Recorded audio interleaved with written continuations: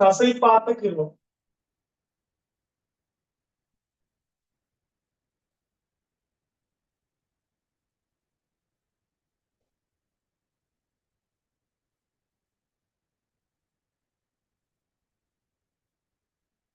பதிய நேரா இருந்தா நல்லது. ஒரு லேசா விளக்கப்படுத்தும்.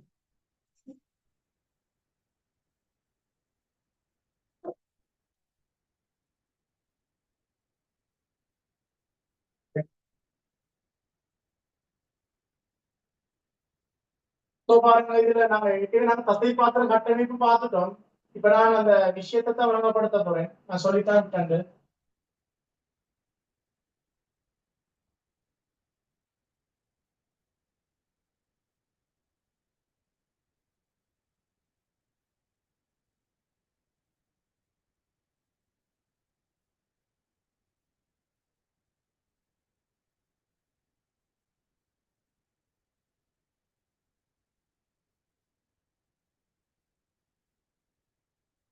ரைட்.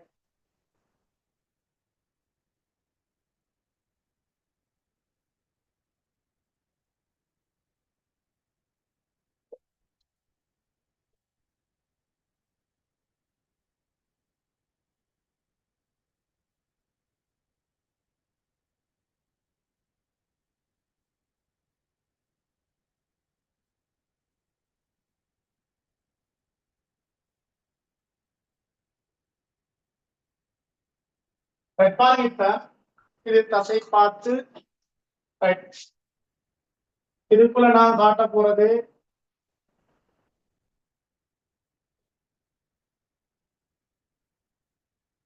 சரியான அளவுகள் இருக்கும்.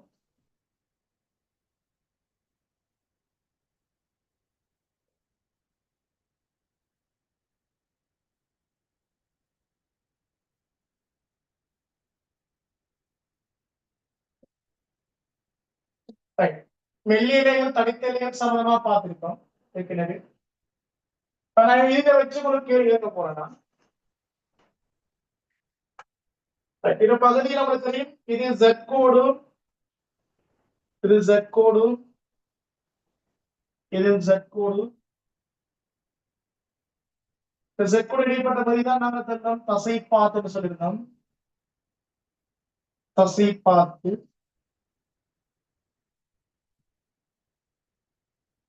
அதுல நடுவுக்கு உங்களுக்கு தெரியும் M கோடு போகும்னு சொன்னோம்.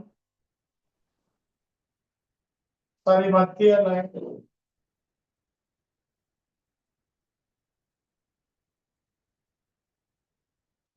இது M கோடு.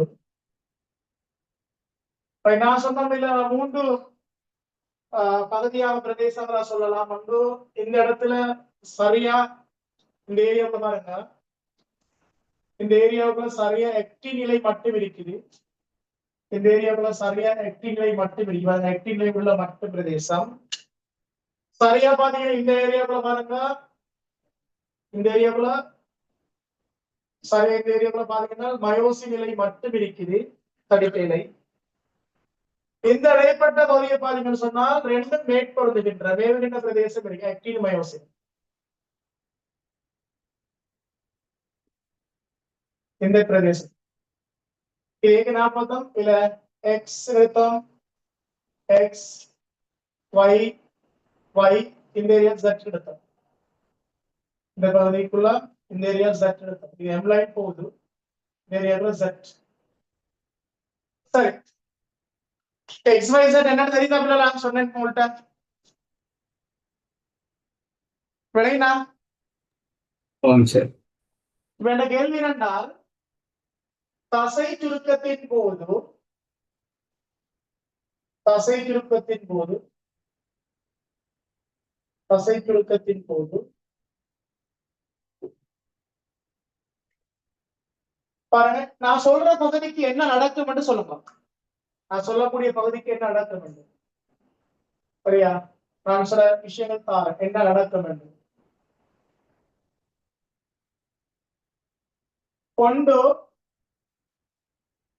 Z கோடுக்கு என்ன நடக்கும், Z கோடுக்கு என்ன நடக்கும், M கோடுக்கு என்ன நடக்கும், அதே போல எக்ஸுக்கு என்ன நடக்கும், ஒய்க்கு என்ன நடக்கும், ஜெட்டுக்கு என்ன நடக்கும், ஜெட் எக்ஸ் ஒய் ஜெட் பிரதேசங்களுக்கு என்ன நடக்கும்.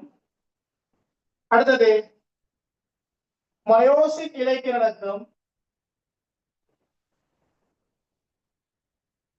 மயோசின் இலைக்கு நடக்கும், ஆக்டின் இலைக்கு நடக்கும், மயோசின் இலைக்கு நடக்கும், ஆக்டின் இலைக்கு நடக்கும். சரி, கோடு. அடுத்த தசை பாத்துக்கு நடக்கும், தசை பாத்துக்கு நடக்கும். இந்த கேள்வி விளையினா உங்களுக்கு இப்ப நான் கேட்கிற கேள்வி விளையினா பிள்ளைங்களா? Z கோடுக்கு நடக்கும், N கோடு X Y Z பிரதேசம் மயோசின் ஆக்டின் தசை பாத்து நடக்கும். சொல்லுங்க மேம், சொல்லுங்க அப்ப ஒரு தசை சுருக்கத்துக்கு என்ன நடக்கும் என்று. இப்ப உங்களுக்கு தெரியும் பாருங்க, நான் கையால பாருங்க. இப்ப மயோசின் இளைய மயோசின் தலை ஆக்டின் பொருந்தானது இணைந்து இது ஆக்டின் இல்லையா, இது ஆக்டின் இலை, இது மயோசின் இலை. ஏற்கனவே நான் சொல்லிட்டேன், தசை பார்த்து நீங்க சம்பந்தமாக போன கிளாஸ்ல விளங்கப்படுத்தினேன். அப்ப மயோசின் இலையில் உள்ள மயோசின் தலை ஆக்டின் இலையில பொருந்தால் இணைந்து, நான் சொன்னேன் அந்த குறுக்கு பால வட்டத்துல உங்களுக்கு தெரியும், அந்த ஆக்டின் இலையை பிடிச்சி இழுக்கும், எம் கோட்டை நோக்கி இப்படி இழுக்கும். இழுக்கும் போது நீங்க யோசிச்சு பாருங்க என்ன நடக்கும் பண்றது. என்ன நடக்கும், இது இப்படி பிடிச்சி இங்க பக்கம் இழுத்த அப்படி பிடிச்சி இழுத்தாங்க, இங்களை நோக்கி இழுத்தா என்ன நடக்கும், Z கோடு என்ன நடக்கும், நெருக்கமாக கொண்டு வரப்படும், ஒன்றை நோக்கி நகரும் அல்லது என் கோட்டை நோக்கி நகரும். ரெண்டு சரிதான். அப்ப ஒன்றையோடு நோக்கி நகரும், ஒன்றை ஒன்றை ஒன்றை ஒன்று நோக்கி, ஒன்றை ஒன்று நோக்கி, ஒன்றை ஒன்று நோக்கி நகரும், அசையும். சரி, ஒன்றை ஒன்று நோக்கி அசையும். அல்லது இப்படி, அல்லது இதுவும் சரிதான். எது, எம் கோட்டை நோக்கி நகரும், அசையும். எம் கோடு கிடைக்கும், எம் கோடு, எம் கோடு நடக்கும், கற்பனை கோடு உண்டு. எம் கோடுக்கு மாறா, அவர் அப்படியே அந்த இடத்துல இருக்கார். எம் கோடு மாறா. ஏன் எம் கோடு மாறான்னா மயோசினிலை அசைறல்ல, மயோசினிலை அசைறதில்லை, அசைறா அந்த இடத்துல போறல, நீளம் மாறல, அதனால எம் கோடு மாறா. எக்ஸ் ஒய் ஜெட் கிடையாது, எக்ஸ் கிடையாது, எக்ஸ் எக்ஸ் எக்ஸ் எக்ஸ் என்ன செய்யும், இது இடப்பட்டு வர என்ன செய்யும், இங்க இருந்து இங்க என்ன செய்வாங்க, நகரும் போது இந்த எக்ஸ் அளவு என்ன செய்யும், குறையுமா கூடுமா, நீங்க யோசிச்சு பாருங்க. குறையும், குறையும், வெரி குட், குறையும். அப்ப ஆக்டின் மட்டுமுள்ள பிரதேசத்தின் அளவும் ஆக்டின் இலை மட்டும் உள்ள பிரதேசத்தின் அளவும் குறையும். வை வை என்ன செய்யும், இது இங்க நகர்ந்து போ என்ன செய்யும், இவர் இங்க இங்க நகர, இங்க துண்டு என்ன செய்யுங்க, மேற்படுத்துற அளவு அளவு சொல்லுங்க. ஆக்டின் மயோசின் மேற்படுத்துற அளவு என்ன செய்யும், இங்க இருந்து அசைஞ்சு வந்தா இங்க என்ன செய்யுமா, இங்க இருந்து இந்த இலை குறையுமா, கொஞ்சம் யோசிச்சு பாருங்க. இப்ப நான் சொல்றேன், இந்த இடத்துல நகரம் தான், இவர் இங்க இருந்து இங்க நகரம் எடுப்பேன், இங்க நகரம் தான், இங்க நகரம் எடுப்பேன், இங்க நகரம் தான் சொன்னீங்க, எக்ஸ் குறையுது. அப்ப இந்த துண்டு இங்க வைத்திருச்சுமே இல்லையா, இந்த துண்டு இங்க அசைஞ்சிருக்குமா இல்லையா, இந்த துண்டு இங்க அசைஞ்சிருக்கு. இப்ப என்ன செய்யுது, இந்த பிரதேசம் சார். Okay sir. ரைட்டா, சார். மத்த பொருள் வாங்கிட்டா சொல்லுங்க, மத்த வாங்கிட்டாங்க. ஆக்டின் மயோசின் மேற்படுத்த பிரதேசம் அதிகரிக்கிற விளங்கிட்டாங்களா, விளங்கிட்டு சார். அதே மாதிரி சொல்லுங்க, ஜெட் என்ன, ஜெட் ஜெட் ஜெட் ஓலோ இருந்தா, ஜெட் ஓலோ இருந்தா, இப்ப என்ன இந்த சோப்பு இந்த கோட்டு இந்த இடத்துல இருந்து இப்ப இந்த இடத்துக்கு வந்துட்டு இப்ப குறைஞ்சா போயிட்டா, குறைஞ்சிட்டு சார். ஓட இருந்தவர் போட வைக்கிறது குறையும். மயோசின் ஆக்டின் என்ன செய்யும், மயோசின் அதே இடத்துல இருந்துச்சு, நீளமா அதே இடத்துல இருந்துச்சு, மயோசின் இருக்கு அதே இடத்துல, அதே இடத்துல இருக்கு, அதே நிலையில் இருக்கும். ஆக்டின் என்ன செய்யுது, ஆக்டின் எம் கோட்டை நோக்கி, ஆக்டின்ல எம் கோட்டை நோக்கி அசையும். அப்ப ஆக்டின் எம் கோட்டை நோக்கி அசைவு. எம் கோட்டை நோக்கி அசைவு. அடுத்த சொல்லுங்க பாப்போம். தசைப்பாத்து. தசைப்பாத்து இங்க இருந்து சுருங்கும். இங்க வந்தா ஒரு நீளம் இருந்தது. தசைப்பாத்து நீளம் என்ன செய்யுது? இங்க இருந்து வந்தா நீளம் சுருங்கும் சார்.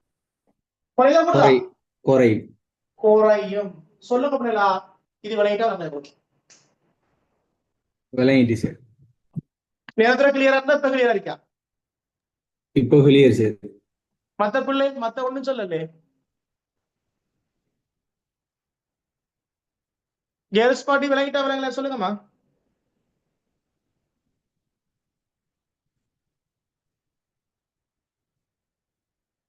மத்த ஒண்ணுமே சொல்றீங்களா? இப்ப விளங்கல ஏரியா விளங்கிட்டு சார். ரைட். இப்ப சொல்லுங்க விடையது நம்ம 10வது என்ன ஆன்சர்? 10வது என்ன ஆன்சர்? ஏபிசிடி 10வது என்ன ஆன்சர் வரும்? முதலாவது ஆன்சர். தசையிலேயங்களின் அடிப்படை கட்டமைப்பலகா சுருக்கலகா? இல்ல சுருக்கலகு. சுருக்கலகு. கட்டமைப்பலகு தசைநார் அல்லது தசைத்தளம். இரண்டாவது பி வரித்தசையில் மாத்திரம் காணப்படும். சரி, ஏன்னா மரபணப்பான தசைகள் அழுத்த தசையில் இல்ல. சிலவங்க கேட்கிற அப்ப என்ன அங்க சுருங்குறதுக்கு அழகுண்டா அக்யூன் மயோசின் இலைகள் மட்டும் மாறாது. அடுத்துள்ள எங்கோடுகளுக்கு இடைப்பட்ட பிரதேசம் அல்ல, அடுத்துள்ள ஜெட்கோடுகளுக்கு இடைப்பட்ட பிரதேசம்.